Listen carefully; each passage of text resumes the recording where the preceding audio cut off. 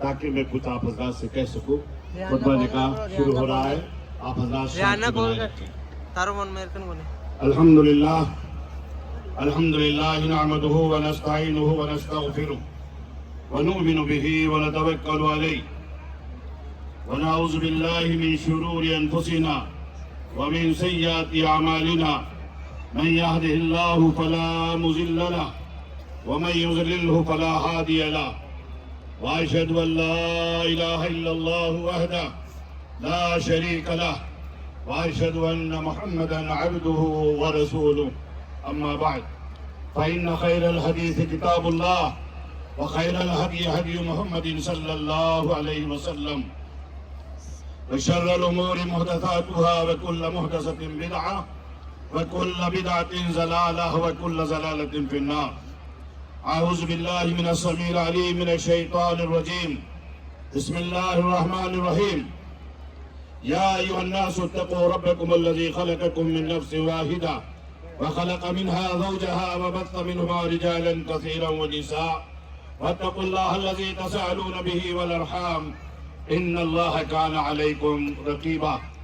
یا ایھا الذین آمنوا اتقوا الله حق تقاته ولا تموتن الا وانتم مسلمون۔ یا ایھا الذین آمنوا اتقوا الله وقولوا قولا سدیدا یصلح لکم اعمالکم ویغفر لکم ذنوبکم ومن یطع الله ورسوله فقد فاز فوزا عظیما۔ وقال النبی صلی اللہ علیہ وسلم النکاح من سنتی، وقال في مقام آخر فمن رغب عن سنتی فلیس منی، او كما قال النبی صلی اللہ علیہ وسلم۔ وقال النبی صلی اللہ علیہ وسلم المرأة تنكح لأربع، لمالها ولجمالها ولحسبها ولدينها فاظفر بذات الدين تربت يداك۔ محترم حاضرین، سب سے پہلے اس موقع پر میں اللہ کی حمد و ثنا، اس کی تعریف و توصیف، اس کی بزرگی اور بڑائی بیان کرتا ہوں۔ اس کے بعد پیارے نبی جناب محمد رسول اللہ صلی اللہ علیہ وسلم پر بے شمار درود و سلام نازل ہوں۔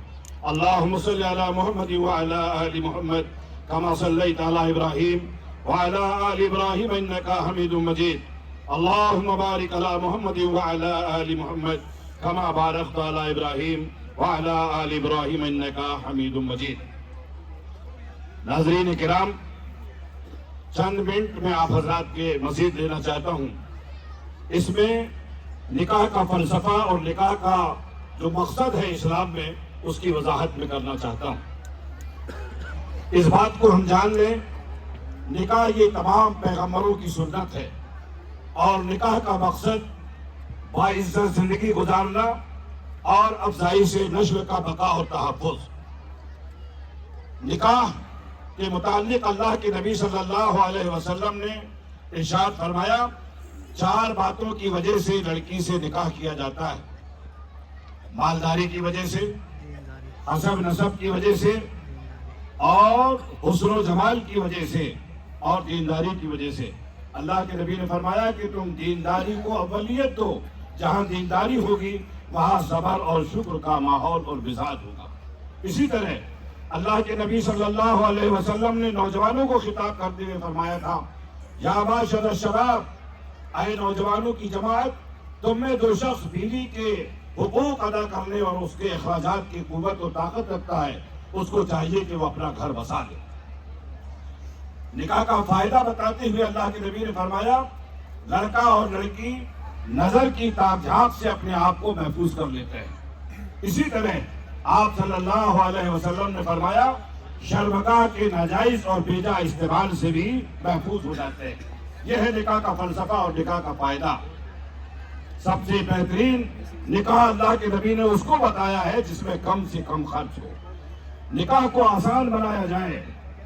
آج اس موقع پر جہاں میں نکاح کی اس تقریب میں شامل ہوں، الحمدللہ میں اللہ کی تعریف بیان کرتا ہوں اور ان آنے والے مہمانوں کا شکریہ ادا کرتا ہوں۔ یہ لوگ آج بغیر باجے گاجے اور بغیر ڈانس کے یہاں پر آئے ہیں، یہ بہت بڑی بات ہے۔ اس کے لیے دونوں مقامات سے جو یہ ہمارے نوشا ہیں، دولہا ہیں، جن کی وجہ سے یہ تقریب سجائی اور منعقد کی گئی ہے، میں ان کو اور ان کے پریوار کو دل کی گہرائیوں سے مبارکباد پیش کرتا ہوں۔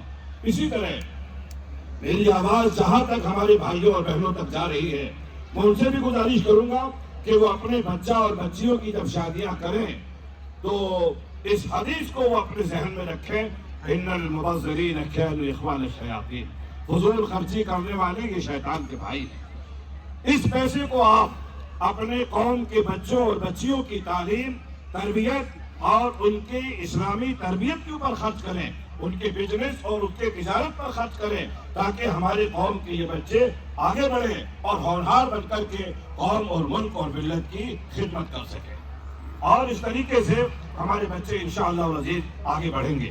میں اپنی باتوں کو یہاں سمیٹتے ہوئے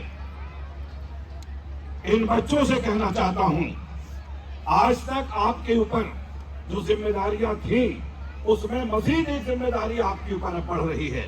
وہ کیا ہے؟ آج تک آپ اپنے چچا تایا اور خاندان کے لوگوں کا مان سمان عزت کرتے تھے، اب آپ کے جو سسرالی لوگ ہیں، آپ کے ساس سسر ہیں، آپ کے سالے ہیں، اور اسی طرح ان سے سمبندھت جو بھی ان کے خاندان کے لوگ ہیں، آپ کی ہونے والی بیوی کی طرف سے، ان کی عزت و آبرو کا بھی آپ کو خیال رکھنا ہے۔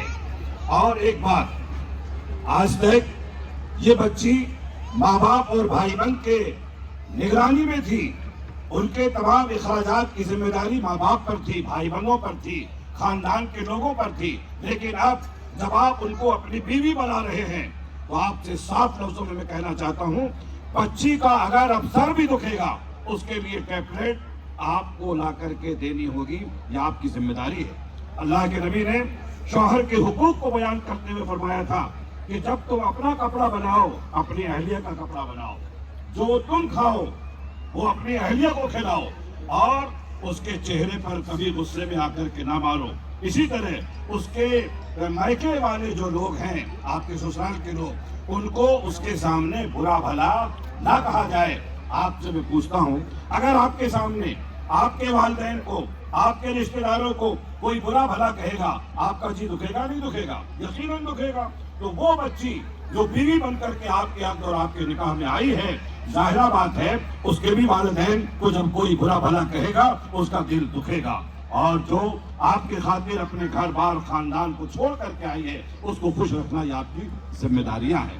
میرے بھائیوں، اللہ کے نبی صلی اللہ علیہ وسلم نے عورتوں کے متعلق میری یہ بات اپنی بیٹیوں تک، اپنی بہنوں تک، اپنی ماؤں تک، اپنی بیویوں تک پہنچائیے۔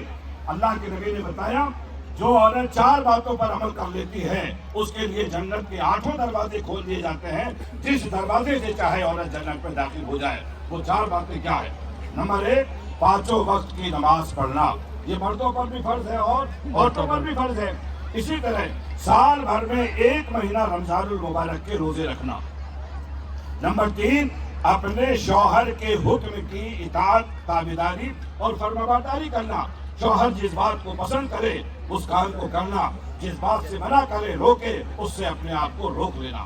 اور چوتھی بات، شوہر جب تجارت، بزنس، بیپار کے لیے شہر میں یا دوسرے شہر میں جائے یا ایک ملک سے دوسرے ملک میں جائے تو وہاں پر آپ پر 2 ذمہ داریاں ہیں۔ کیا؟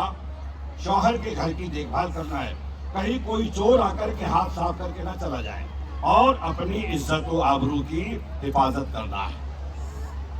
اللہ کے نبی صلی اللہ علیہ وسلم نے یہ بھی فرمایا، اگر میں اللہ کے علاوہ کسی اور کو سجدہ کرنے کا حکم دیتا تو عورت کو حکم دیتا کہ وہ اپنے شوہر کو سجدہ کرے۔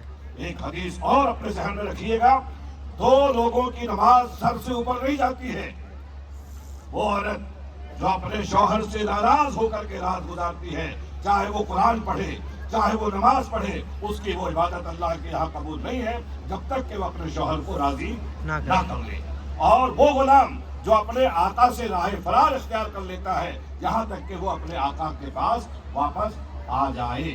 میرے بھائیوں، بزرگوں اور دوستوں، آپ حضرات نے کتاب و سنت کی یہ چند باتیں تو میں بہت کچھ کہہ سکتا ہوں، لیکن میں سمجھتا ہوں کہ ابھی ہمارے یہ جو مہمان ہیں انہوں نے کھانا بھی نہیں کھایا ہے، سردی کا بھی موسم ہے، وقت بھی جو ہے سرد ہوتے جا رہا ہے، اور پھر لوگوں کو واپس جانا ہے۔ ایک بات میں آپ کے سامنے اور کہنا چاہتا ہوں، اللہ کے نبی صلی اللہ علیہ وسلم نے عبداللہ بن عمرو بن عاص رضی اللہ تعالیٰ عنہ کے تعلق سے سنا. یہ عمرو بن عاص جانتے ہیں یہ وہ جلیل القدر صحابی ہیں جنہوں نے مصر کو فتح کیا تھا. ان کا بیٹا ان سے پوچھا کہ میرے کانوں میں تمہارے تعلق سے یہ بات آئی ہے تم دن میں روزہ رکھتے ہو اور رات کو نماز پڑھتے ہو, کیا یہ بات صحیح ہے؟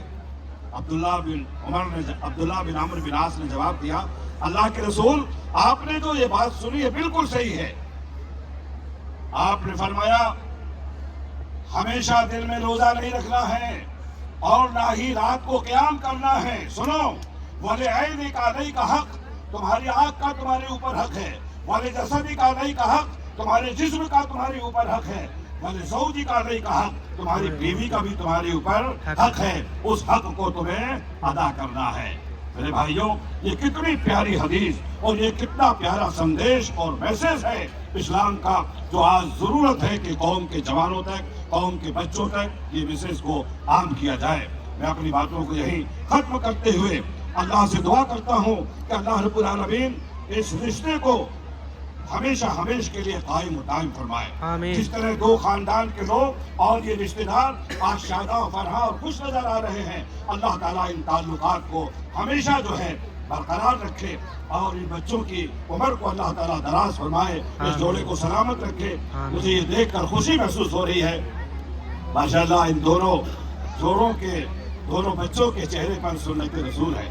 اس سنت رسول پر اللہ تعالیٰ ان کو قائم و دائم رکھے اور کنشن لیبل داڑھی سے اللہ بچائے. سنت کے مطابق آپ نے یہ جو کام کیا ہے اس کے لیے میں آپ کو اپنی جانب سے دل کی گہرائیوں سے مبارکباد پیش کرتا ہوں اور دعا دیتا ہوں اللہ تعالیٰ آپ کو ہر قسم کی مہلک بیماریوں سے بچائے, اختلاف اور انتشار سے بچائے اور ہر قسم کے فتنہ و فساد سے بچائے. اور جو بقیہ زندگی ہم سب کی ہے باقی, اللہ تعالیٰ اس کو قرآن اور حدیث کے مطابق گزارنے کی توفیق عطا فرمائے. بارک اللہ لنا ولکم فی القرآن العظیم ونفعنی وإیاکم بالآیات والذکر الحکیم انہ تعالی جواد کریم ملک بر رؤوف الرحیم. جزاکم اللہ فی الدارین خیر احسن الجزاء.